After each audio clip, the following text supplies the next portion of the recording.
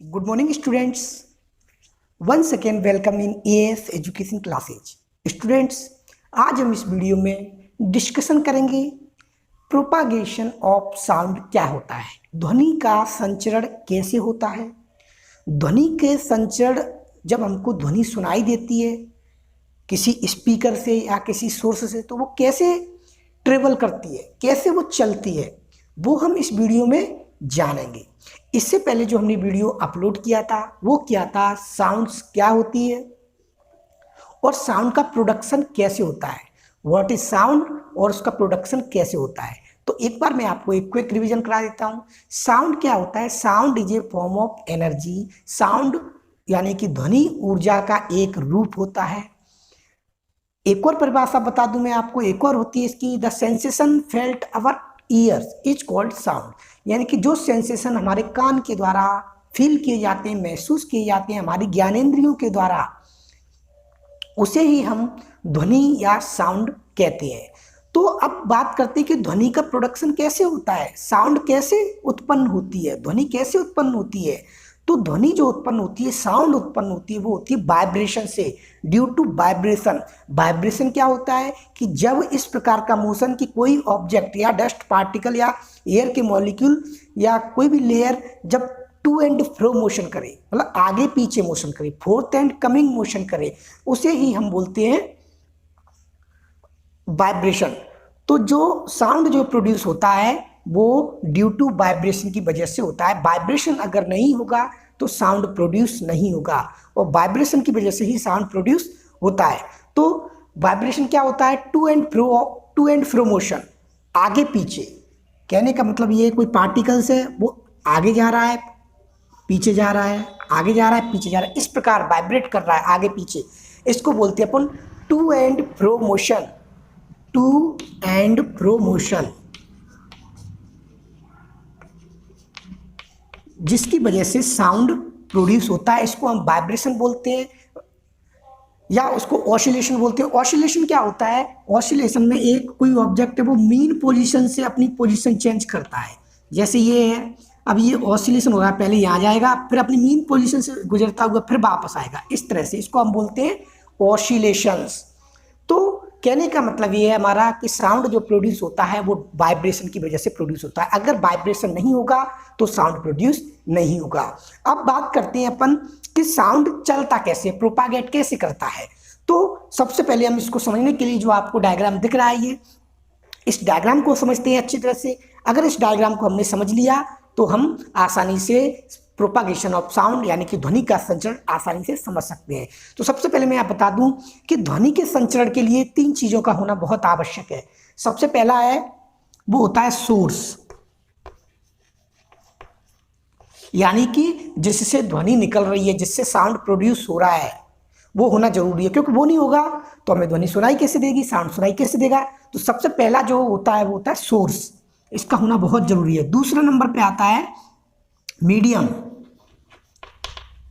यानी कि किसमें से होकर साउंड, किसके जरिए होकर साउंड हमारे कानों तक पहुंचती है, उसका होना बहुत जरूरी है। अगर मीडियम नहीं होगा तो साउंड हमें सुनाई नहीं देगा, ध्वनि हमें सुनाई नहीं देगी, चाहे वो कैसी भी हो। तो मीडियम का होना बहुत जरूरी है। मीडियम का मतलब होता है जिसमें से होकर साउंड गुजर रही है।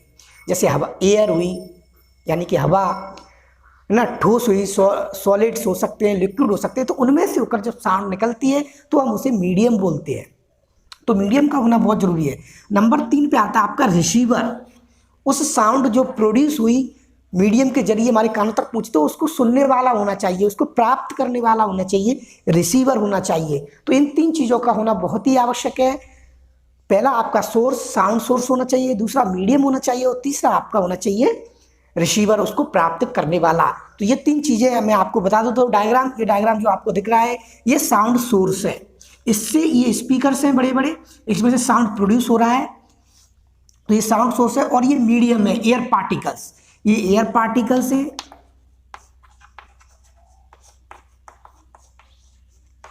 एयर की लेयर्स होती हैं, ये मीडियम होता है। और ये जो हमारा ईयर है, कान है, वो इसको रिसीव करने वाला होता है, रिसीवर होता है। तो सबसे पहले अपन बात करते हैं कि जो साउंड है, साउंड इन स्पीकर्स के द्वारा प्रोड्यूस होता है।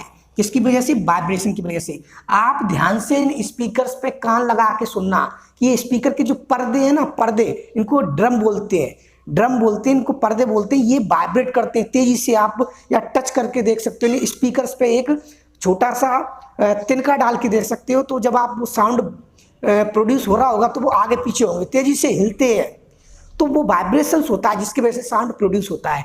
अब ये वाइब्रेशन प्रोड्यूस हुए तो ये हमारी एयर की लेयर में आते हैं। हमारे जो एयर होती है उसकी लेयर्स होती है, लेयर्स, एक लेयर बनी रहती है, जैसे इस प्रकार की लेयर्स होती हैं। और ये लेयर्स होती हैं वो एयर पार्टिकल्स के टिनी टिनी टाइनी टाइनी पार्टिकल से मिलकर बनी होती है। बहुत छोटे छोटे पार्टिकल्स होते हैं, उनसे मिलकर के एयर बनी रहती है। अब क्या होता है कि जैसे ही साउंड प्रोड्यूस हुआ और जो एनर्जी है, साउंड क्या होती है? एनर्जी होती है, जैसा कि आप जानते हो एनर्जी है वो उन्होंने पहली लेयर, जो फर्स्ट सेट ऑफ लेयर है, उसको इन्होंने एनर्जी ट्रांसफर कर दी। अब जैसे ही फर्स्ट लेयर को, ये वाली लेयर को, पहली वाली, इसमें 3 लेयर है, तो पहली वाली लेयर को एनर्जी ट्रांसफर कर दी, तो वो क्या करेगा? पहली वाली लेयर है उसको एनर्जी ट्रांसफर करने के बाद जो पहली वाली लेयर है वो दूसरी वाली लेयर को एनर्जी ट्रांसफर कर देती है। एक बात और ध्यान रखना, जो एयर के पार्टिकल्स हैं वो अपनी जगह पर फिक्स रहते हैं, वो चेंज नहीं होते हैं। वो अपनी पोजीशन जरूर चेंज करते हैं लेकिन वापस अपनी स्थिति में आ जाते हैं, लेकिन वो एनर्जी का ट्रांसफर कर देते हैं। यानी कि पहली लेयर से एनर्जी उन्होंने दी, दूसरी लेयर पे आ गई और वो अपनी पोजीशन पे आ गए। यानी कि पहले सपोज दैट ये यहाँ थे, तो ये आपस में इन्होंने, इसको एनर्जी मिली और ये इस पोजीशन से लेकर यहाँ आ गए, और इसको ट्रांसफर करने के बाद एनर्जी वापस अपनी स्थिति पे आ जाते हैं, वापस अपनी पोजीशन पर आ जाते हैं। फिर दूसरी वाली लेयर पर एनर्जी पहुंची तो दूसरी वाली ने तीसरी वाली को दी, फिर वो दूसरी वाली अपनी स्थिति पे आ गई, तीसरी वाली ने चौथी वाली को दी तो चौथी वाली अपनी स्थिति पे आ गई। इस प्रकार ये जब तक चलता रहता है जब तक हमारे कानों तक ध्वनि नहीं पहुंच चली जाती है। अब यहाँ पर आपको दिख रहा होगा कि यहाँ पर 2 क्षेत्र बनते हैं। जब एयर की लेयर से जब दोनों पास पास आ जाती हैं तो उस जगह क्या होता है? उस जगह प्रेशर ज्यादा होता है, डेंसिटी ज्यादा होती है। उस क्षेत्र को, उसको बोलते हैं अपन कंप्रेशन। कंप्रेशन, हिंदी की बात करें तो हिंदी को हम बोलते हैं इसको संपीड़न। संपीड़न का मतलब होता है दबना, दबाना, संपीड़न। इस क्षेत्र जिसमें एयर के लेयर हैं वो बिल्कुल पास पास हैं, तो इसको बोलते हैं अपन कंप्रेशन, एरिया ऑफ कंप्रेशन या जोन ऑफ कंप्रेशन। इसमें क्या है? डेंसिटी ज्यादा होती है, प्रेशर ज्यादा होता है। अब यहाँ पर एक और क्षेत्र दिख रहा है, जब ये एयर पार्टिकल दूर दूर है, एयर की लेयर से वो दूर दूर है, तो क्या है? ये इसकी डेंसिटी है वो इसकी अपेक्षा कम है, तो इसको बोलते हैं अपन रेयरफैक्शन, विरलन, रेयरफैक्शन।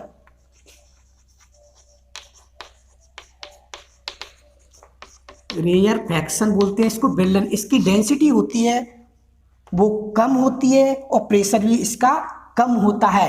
अब फिर एक जोन और बना उसी प्रकार का कंप्रेशन का, फिर उसी प्रकार का रेयरफैक्शन का बना, कंप्रेशन का। तो ये कंटिन्यूअसली ये चलती रहती हैं कंप्रेशन और रेयरफैक्शन के फॉर्म में। एक बात और ध्यान रखना, साउंड्स वेव जो होती हैं वो हमेशा कंप्रेशन और रेयरफैक्शन के फॉर्म में चलती हैं। ये साउंड वेव की सबसे इंपॉर्टेंट प्रॉपर्टी होती है। जब हम एक कंप्रेशन और एक रेयरफैक्शन को मिलाते हैं तो उसे हम बोलते हैं wave, sound wave. One wave equal to होता है एक कंप्रेशन और एक रेयरफैक्शन, यानी कि यहाँ से यहाँ तक का एरिया, इसको वन वेव ले लेंगे। वन वेव यानी एक तरंग यहाँ से दूसरी, और इस प्रकार से चलती रहती है। तो जब यहाँ पर जो एनर्जी है भाई, एनर्जी ट्रांसफर होती है, ध्यान रखना। ये जो एयर के पार्टिकल्स है वो एक लेयर को दूसरी लेयर को अपनी एनर्जी ट्रांसफर कर देते हैं, लेकिन अपनी जगह वो खुद रहते हैं। इस एयर के जो मॉलिक्यूल है, एयर के जो टाइनी टाइनी पार्टिकल्स होते हैं वो ट्रांसफर नहीं होते हैं, वो अपनी जगह पे ही रहते हैं, लेकिन वो एनर्जी को ट्रांसफर करते रहते हैं। ठीक है ना? तो एनर्जी को ट्रांसफर करते रहते हैं एक लेयर से दूसरी लेयर में। जब एक लेयर को मान के चलो ये लेयर है, इसने एनर्जी दूसरे को दे दी, ठीक है ना, और ये अपनी जगह पोजीशन पे फिर आ गया वापस, यानी कि ये दोनों थी, इस पे एनर्जी आई तो ये इसके पास आ गई, तो इसने इसको एनर्जी दे दी। अब ये और ये अपनी जगह पे आ गया, फिर इसने इसको एनर्जी दे दी, फिर ये अपनी जगह पे आ गया, फिर इसने इसको एनर्जी दी, फिर वो अपनी जगह पे आ गया। तो इस प्रकार से दो जोन्स बनते हैं, कंप्रेशन और रेयरफैक्शन। कंप्रेशन की जो डेंसिटी होती है वो हाई होती है, प्रेशर भी इसका हाई होता है, और रेयरफैक्शन है यानी कि ब्रिलर है, उसकी डेंसिटी कम होती है, प्रेशर भी कम होता है। इसीलिए हम साउंड वेव को प्रेशर वेव भी बोलते हैं। ध्यान रखना, बहुत इंपॉर्टेंट है, साउंड वेव को प्रेशर वेव भी बोलते हैं। प्रेशर वेव, तो साउंड वेव को प्रेशर वेव क्यों कहा जाता है? क्योंकि इसमें दो प्रेशर्स होते हैं, प्रेशर का दो जोन होता है, एक में हाई प्रेशर होता है, एक में लो प्रेशर होता है। कंप्रेशन में हाई प्रेशर होता है, रेयरफैक्शन में लो प्रेशर होता है। जब ये प्रेशर चलता हुआ हमारे कानों तक पहुंचता है, कानों की जो पिन्ना होते हैं, पिन्ना इस साउंड वेव को कलेक्ट करते हैं, भाई इस वाइब्रेशन को कलेक्ट करते हैं। ये मॉलिक्यूल है, एयर के पार्टिकल्स वो आगे पीछे होते हैं, तेजी से अच्छी तरह से आगे पीछे होते हैं, तो हमारे कानों का जो पर्दा है ना, ईयर ड्रम बोलते हैं, उस तक ये वहां पर ये प्रेशर पहुंचता है और वो इसको कैप्चर कर लेता है, एक्सेप्ट कर लेता है, और वो भी पर्दा भी वाइब्रेट होने लगता है, आगे पीछे होता है इस प्रेशर की वजह से। क्योंकि हाई प्रेशर की जब वेव उस पर पड़ेगी तो जो हमारा कान का जो पर्दा होता है, ईयर ड्रम है, वो अंदर की तरफ चला जाता है, और जब रेयरफैक्शन आता है, लो प्रेशर आता है, तो वो बाहर की तरफ आ जाता है। इस प्रकार वो भी आगे पीछे टू एंड फ्रो मोशन करता रहता है, जिससे हमारा ध्वनि सुनाई देती है। अब कान के पर्दे से ध्वनि कहाँ जाती है? मिडिल ईयर में जाती है, जहाँ पर 3 बोन्स होती हैं, मेलियस, इनकस, स्टेपिज। वो इस साउंड वेव को एम्पलीफाई कर देती हैं, बढ़ा देती हैं। फिर वो जो ऑडिटरी नर्व पे जाता है, ऑडिटरी नर्व पर साउंड जाता है और हमें सेंसेशन फील कराता है, हमारे ब्रेन को जाता है, फिर ब्रेन हमें कहता है कि ब्रेन के द्वारा हमें ये आवाज़ सुनाई देती है। तो इस प्रकार से साउंड प्रोपागेट करते हैं। आपने देखा साउंड प्रोपागेट किस प्रकार करते हैं, यानी कि लेयर्स जो होती हैं वो एनर्जी जो मॉलिक्यूल में जो यानी कि पार्टिकल्स में जो एनर्जी होती है वो काइनेटिक एनर्जी होती है। ध्यान रखना, जो मोशन की वजह से जो एनर्जी होती है वो काइनेटिक एनर्जी होती है। तो इन्होंने, इस लेयर ने इसको काइनेटिक एनर्जी दी, इसने इसको दी, और फिर वो वापस अपनी जगह पे आ गया, यानी कि आगे और पीछे होते रहते हैं, आगे पीछे होते रहती हैं ये लेयर्स है। काइनेटिक एनर्जी, इसको एनर्जी को ट्रांसफर करते जाते हैं। एक लेयर पार्टिकल, मतलब जो एयर की एक लेयर है, उसने काइनेटिक एनर्जी दूसरी लेयर को ट्रांसफर कर दी, दूसरी लेयर ने तीसरी को कर दी, तीसरी ने चौथी को कर दी, चौथी ने पांचवी को कर दी। इस प्रकार से एनर्जी ट्रांसफर होती चली जाती है और हमारे कानों तक पहुंच जाती है, जिससे हमें सुनाई देता है। अब एक बात और देखें कि जो एयर की लेयर्स, एक बार फिर देखें, ये जो एयर की लेयर्स है, ऐसा ही डायग्राम इसका लेयर्स का मैंने सिंपल सा बना दिया है। यहाँ पे देखिए ये लेयर की, एयर की लेयर्स है वो पास पास है, मतलब इस तरह जब आ जाती हैं तो इसको कंप्रेशन बोलते हैं, जब दूर हट जाती है तो इसको रेयरफैक्शन बोलते हैं। जैसा कि आप देख सकते हो ये एयर की लेयर्स होती हैं, कंप्रेशन रेयरफैक्शन, कंप्रेशन रेयरफैक्शन में ये लेयर से चलती रहती हैं। और एक कंप्रेशन और रेयरफैक्शन को हम बोलते हैं वन वेव। तो हमने यहाँ पे सीखा कि जो साउंड का प्रोपागेशन है वो कैसे होता है। साउंड के प्रोपागेशन के लिए मीडियम का होना बहुत जरूरी है, ध्यान रखना इस बात को, बहुत ही इंपॉर्टेंट क्वेश्चन है कि साउंड के प्रोपागेशन के लिए मीडियम का होना जरूरी है। अगर मीडियम नहीं होगा तो साउंड प्रोपागेट नहीं करेगी, क्योंकि साउंड प्रोपागेट ऐसी वेव्स जिनके मूवमेंट के लिए, जिनके चलने के लिए, जिनके प्रोपागेशन के लिए मीडियम का होना बहुत जरूरी है, उन्हें हम बोलते हैं मैकेनिकल्स वेव।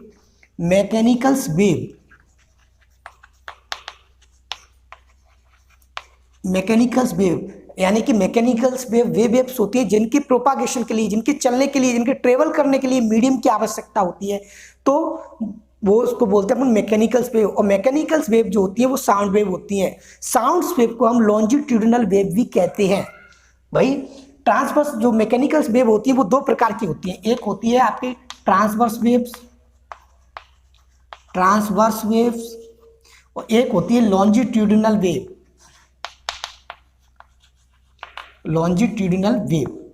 अब जो साउंड वेव होती हैं वो लॉन्जिट्यूडिनल वेव होती हैं, ध्यान रखना। साउंड्स वेव होती हैं वो क्या होती हैं? लॉन्जिट्यूडिनल वेव होती हैं। अब लॉन्जिट्यूडिनल वेव क्या होती है मैं आपको बताता हूं। जैसा आपने यहाँ पे देखा कि जो साउंड है वो किधर चल रही है, किधर प्रोपागेट हो रही है, साउंड की वेव है वो इस डायरेक्शन में प्रोपागेट हो रही है, इस डायरेक्शन में। और जो एयर के पार्टिकल्स हैं, टिनी पार्टिकल्स है, वो किसमें, वो किधर चल रहे हैं? वो भी इसके साथ चल रहे हैं, इसी के साथ चल रहे हैं एयर के पार्टिकल्स। तो जो वेव की जो डायरेक्शन होती है वही डायरेक्शन एयर पार्टिकल्स की होती है, इसी को हम बोलते हैं लॉन्जिट्यूडिनल वेव। यानी कि जब एयर के पार्टिकल्स की डायरेक्शन और वेव की डायरेक्शन पैरेलल हो या एंटी पैरेलल हो। पैरेलल मतलब इसके समानांतर और एंटी पैरेलल मतलब ये वापस भी आ सकती है इसको, तो हम इसको बोलते हैं लॉन्जिट्यूडिनल वेव। और लॉन्जिट्यूडिनल वेव एक साउंड वेव्स होती हैं। साउंड वेव हमेशा रेयर फ्रैक्शन और कंप्रेशन में चलती हैं, इनका ये इंपॉर्टेंट पॉइंट है। तो दोस्तों आपको ये वीडियो आई होप आपको समझ में आ गया होगा। अगर आपको अच्छा लगे तो वीडियो को लाइक जरूर कर दें, शेयर कर दें और चैनल को सब्सक्राइब जरूर कर दें। अगले वीडियो में हम बात करेंगे characteristics of sound waves. Sound wave की कौन कौन सी कैरेक्टरिस्टिक्स होती हैं। तो दोस्तों वीडियो को देखने के लिए धन्यवाद। जय हिंद, जय भारत।